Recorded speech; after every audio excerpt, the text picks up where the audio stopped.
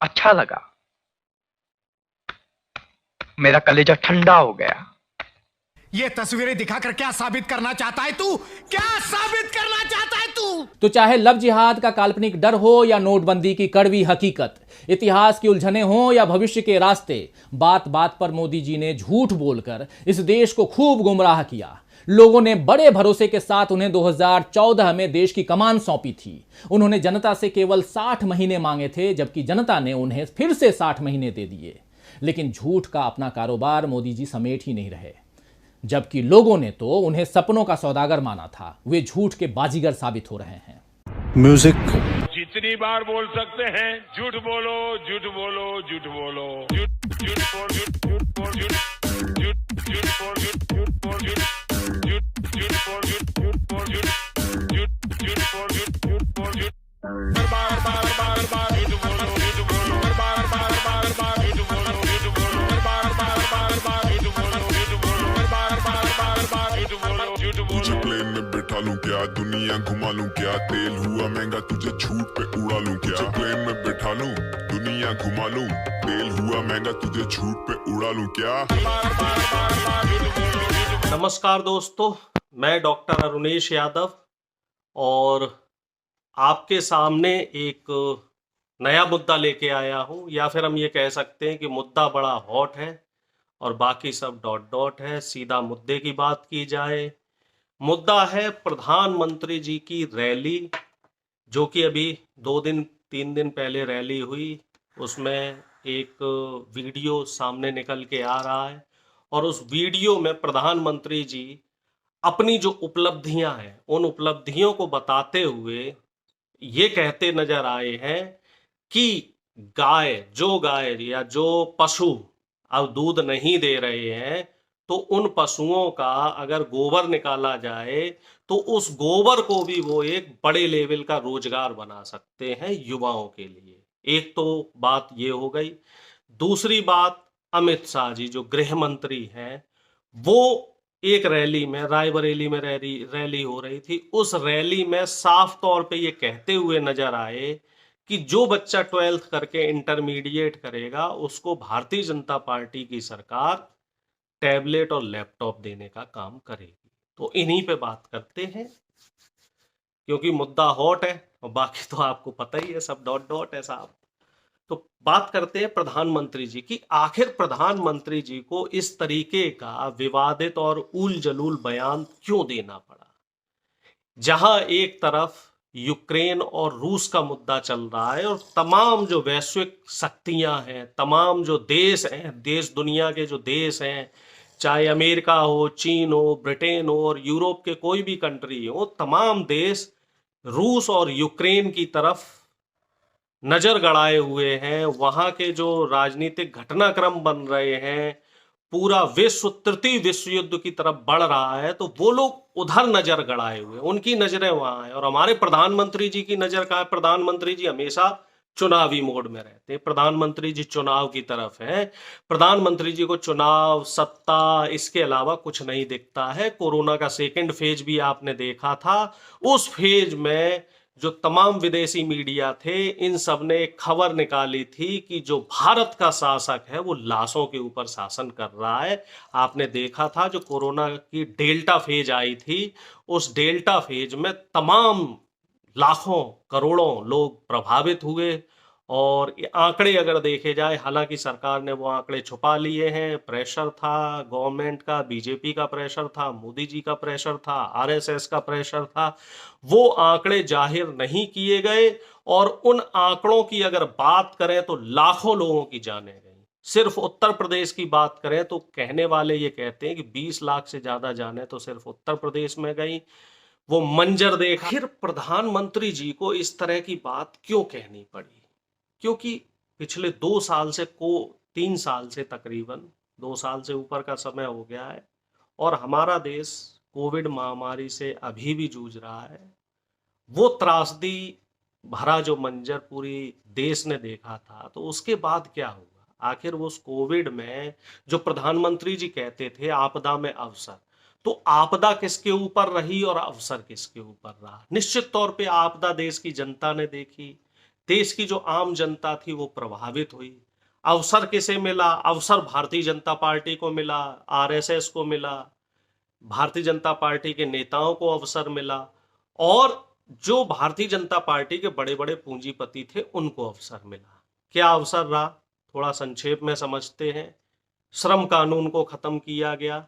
श्रम कानून के तहत जो मजदूरी थी वो 8 घंटे होनी थी। एक न्यूनतम मजदूरी तय की गई थी 400-500 रुपए प्रतिदिन की। श्रम कानून खत्म होने के बाद क्या हुआ? एक नियम होता है, चाहे छोटी कंपनी हो बड़ी कंपनी हो, उसमें आपका जो प्रोडक्शन हो रहा है उस प्रोडक्शन के अकॉर्डिंग आपको वहां पे श्रमिक रखने पड़ेंगे। 8 घंटे आप उनसे मजदूरी कराएंगे और उसका एक न्यूनतम आप मेहनताना देंगे। अब क्या हुआ? श्रम कानून खत्म हो गया है, तो श्रमिकों की जो संख्या थी, जो काम करने वालों की संख्या थी, वो घटा के आधी कर दी गई। एक छोटा सा उदाहरण से हम समझते हैं। कोई शैक्षिक संस्थान मान लीजिए, कोई शैक्षिक संस्थान है, सपोज कीजिए कि उस शैक्षिक संस्थान में 500 विद्यार्थी है, तो यूजीसी या एआईसीटी या इस तरह की जो भी गवर्निंग बॉडी होती है उनका एक नियम होता है कि शिक्षक और छात्र का जो अनुपात है, रेशियो है, वो 1:15 यानी कि 1 के अनुपात में 15। अगर 15 विद्यार्थी हैं तो 1 शिक्षक होना चाहिए। अगर मान लीजिए किसी शैक्षिक संस्थान में 500 विद्यार्थी हैं तो मोटे मोटे तौर पे वहां पे 25 से 30 या 35 शिक्षक होने चाहिए। अगर इन नियमों का उल्लंघन होता है तो लेबर कोर्ट है, श्रम कानून, श्रम मंत्रालय है, तो वहां जाके आप अपनी गुहार लगा सकते हैं। एक यूजीसी, एआईसीटी और जो इस तरह की शैक्षिक संस्थानों की जो गवर्निंग बॉडी है उन्होंने एक न्यूनतम उसके लिए सैलरी का या वेतन का भी क्राइटेरिया रख रखा है, और उससे कम वेतन अगर कोई संस्था देती है तो उसके खिलाफ कानूनी कार्रवाई हो सकती है। श्रम कानून लगा, जहां 30 शिक्षक होने चाहिए थे, कॉलेज ने, यूनिवर्सिटी ने, स्कूल ने उनको घटा के 15 कर दिया, क्योंकि ऑनलाइन क्लासेस चल रही हैं। अगर आप एक क्लास में जनरली 15-20 बच्चे होते हैं या 30 बच्चे होते हैं तो वो बढ़ा के 60 कर दिए, 80 कर दिए। उसको एक टीचर पढ़ाए, टीचर की सैलरी आधी कर दी, क्योंकि साहब आप ऑनलाइन पढ़ा रहे हैं, ऑफलाइन नहीं पढ़ा रहे हैं। अब टीचर क्या करेगा? टीचर कोर्ट में नहीं जा सकता क्योंकि श्रम कानून खत्म हो चुका है। टीचर की सैलरी आधी कर दी। तो इसमें आपदा किसके ऊपर आई? जो श्रमिक है, शिक्षक हो या कोई भी एम्प्लॉय हो, उसके ऊपर आपदा आई। अवसर किसके ऊपर आया? अवसर मिला उन पूंजीपतियों को, क्योंकि उन्होंने इनपुट जो उनको मिल रहा, जैसे विद्यार्थियों से पैसे में कोई छूट नहीं हुई, उसी तरीके से तमाम फैक्ट्रीज हैं, कंपनीज हैं, हर जगह यही हो रहा है। तो ये आपदाएं हैं, और इसीलिए प्रधानमंत्री जी कहने पर विवश हो गए कि आपको हम गोबर से रोजगार देंगे, क्योंकि बाकी जगह, तमाम जगह ये रोजगार देने में असफल रहे हैं। रेलवे की बात कर लो, 4 साल से रेलवे में कोई वैकेंसी नहीं भरी जा रही है। छात्र उसके लिए अगर प्रोटेस्ट कर रहे हैं तो छात्रों के ऊपर लाठी बांधी जा रही है, छात्रों के घर पे सरकार की तरफ से नोटिस जा रहे हैं, छात्रों को जेल में भेजने का काम कर रहे हैं। एसएससी जीडी की परीक्षा देख लो तो वहां भी इसी तरीके की समस्या है। छात्र 1 साल से दिल्ली में आंदोलन कर रहे हैं और छात्रों को न्याय नहीं मिल रहा है। उत्तर प्रदेश की बात करें तो उत्तर प्रदेश में जो टीईटी शिक्षक हैं, बेसिक शिक्षक, 69,000 शिक्षकों में 19,000 आरक्षित पदों पे घोटाला हुआ है, और वो शिक्षक लगातार दिल्ली से लेके, लखनऊ से लेके हर जगह आंदोलन कर रहे हैं, लेकिन उनकी कोई सुनवाई नहीं हो रही है। आज का अगर एक सर्वे देखा जाए मोटे मोटे तौर पे, तो पिछले 3 से 4 साल में 7 से 8 करोड़ लोग से ज्यादा लोग बेरोजगार हो चुके हैं, और इसके लिए सरकार ने कोई व्यवस्था नहीं की है। मनरेगा का बजट कम कर दिया है, वो पहले वीडियो में मैं आपको बता चुका हूं, तो उसमें विस्तृत रूप से चर्चा करने की जरूरत नहीं है।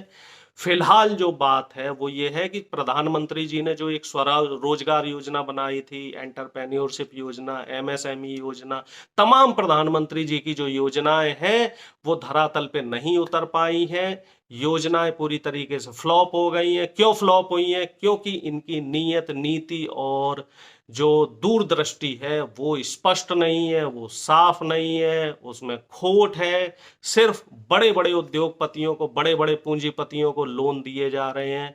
अगर एक आम आदमी, एक नया आदमी पहुंचता है तो उसको नॉन कोलेटरल लोन नहीं मिलता है। उससे ये कहते हैं साहब आप बैंक गारंटी दो।